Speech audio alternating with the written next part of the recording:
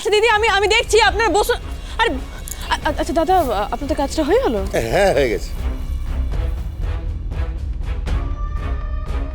Electrician এত বড় bag নিয়ে কি করছে? মনোহর ভাই, আচ্ছা এক মিনিট ম্যাডাম, বলছি আপনার মাস্কটা একটু খুলুন না। আমার প্রচণ্ড ডাস্ট অ্যালার্জি আছে, আর এখানে যা ধুলো। বুঝতে পারছি আপনার সমস্যাটা, আমি বুঝতে পারছি, কিন্তু একটুখানি সিকিউরিটি ইস্যুর লিগে আপনাকে মাস্কটা খুলতে হবে, প্লিজ কিছু যদি মনে না করেন।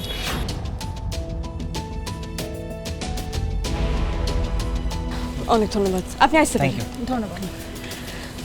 টিকিট ইলেকট্রিশিয়ান হলে সাউন্ড আর লাইটের কানেকশনগুলো একটু চেক করতে এসেছিলাম।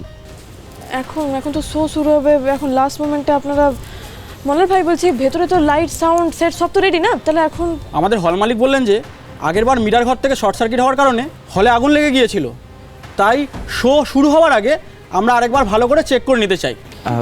পারুল, বলছি লাস্ট টাইম যদি ওরা একবার চেক করে নিতে চায় তাহলে করুক না, ক্ষতি কি? বলা তো যায় না যে শিরিন কোথায় কি কলকাটি করে রেখেছে। আচ্ছা ঠিক আছে, আপনারা একবার শেষবারের লিগে চেক করে নিন, কেমন ভালো করে করবেন। তবে আপনাদের কোনো আইডি বা কিছু? হ্যাঁ হ্যাঁ আই কার্ড আছে, আই কার্ড আছে। হ্যাঁ এই নিন। মনোহর ভাই তুমি ওটা দেখো। পারুল ঠিকই আছে।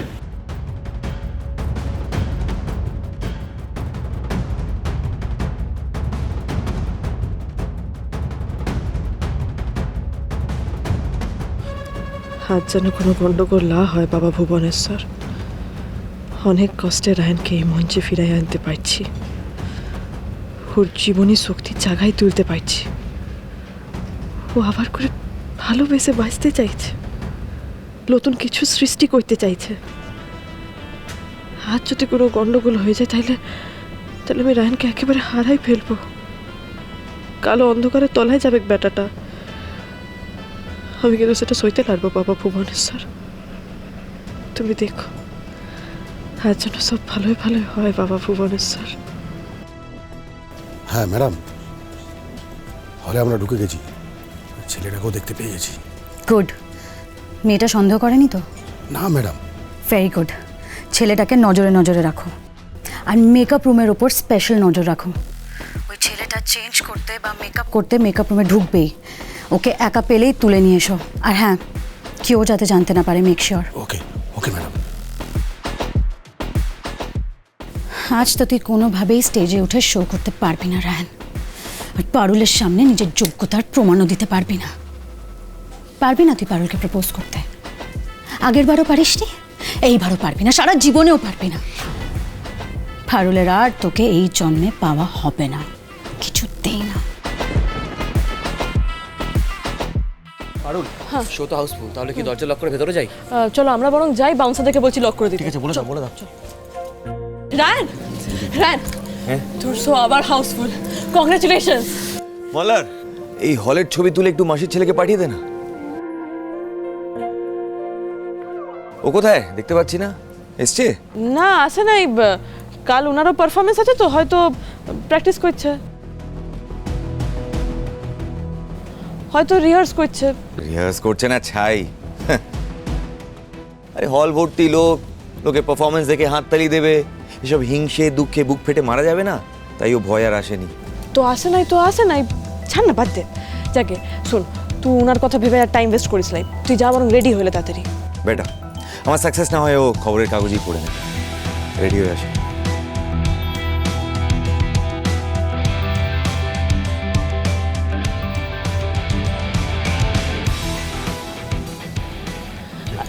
আচ্ছা শোনো, শো শুরু হতে কিন্তু আর বেশি দেরি নাই, আমাদের কিন্তু কোনোভাবে কোনো রিস্ক নেওয়া যাবে না।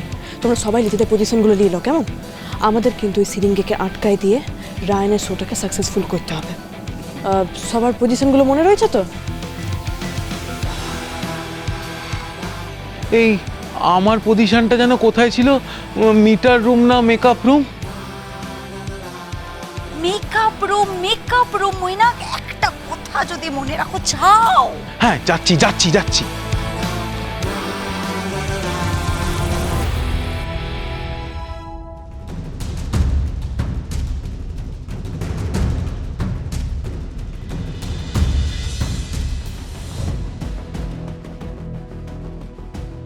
আগেরবার থিয়েটারটা সাকসেসফুল করার জন্য আমার মধ্যে অনেক বেশি জিল ছিল, আজ তার অনেকটাই কম।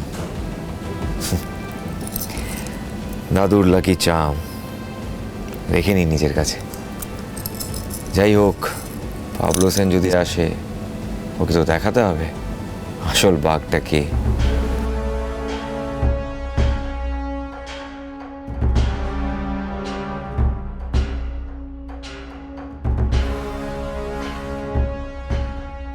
আপনারা মেকআপ রুমে কি করছেন? আমরা ইলেকট্রিশিয়ান, হলের কারেন্ট চেক করতে এসেছি।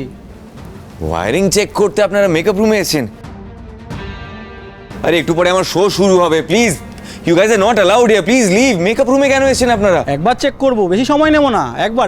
আরে না, অনেক কাজ আছে, প্লিজ আমাকে কনসেন্ট্রেট করতে হবে। আপনারা যান না। কি করছেন আপনি?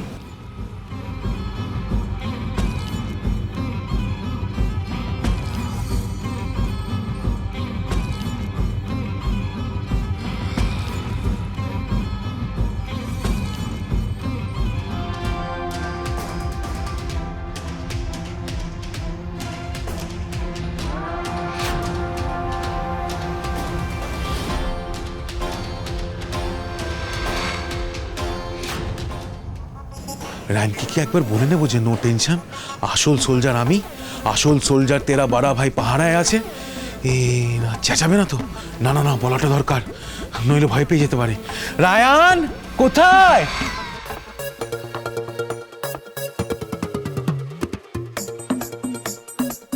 কোথায় গেল?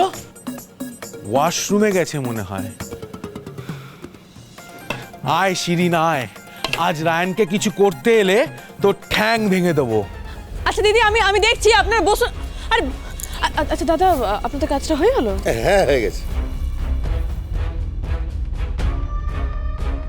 ইলেকট্রিশিয়ান এত বড় ব্যাগ নিয়ে কি করছে? এরা ম্যানেজারের নাম করলো, কিন্তু ওনার কাছে তো আমার নাম্বার রয়েছে।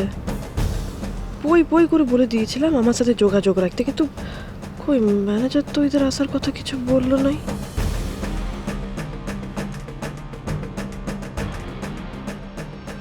দিদি, দিদি শুনুন, আপনি যে বলছিলেন দেখবেন, দেখুন না উনি আমার সিটে বসে পড়েছেন। দিদি ওটা আমার সিট না, ছিল। ওটা আমার সিট। আমি দেখে দিচ্ছি এই যে আপনাদের, দেখুন। আপনাদের টিকিটটা দিন। হ্যাঁ, কই এই যে, ও আপনারটা E11 বটে, ওই যে ওই সিটটা আপনার, জানা বলেছিলাম। আর আপনারটা G11, ওই যে ওই সিট। যান।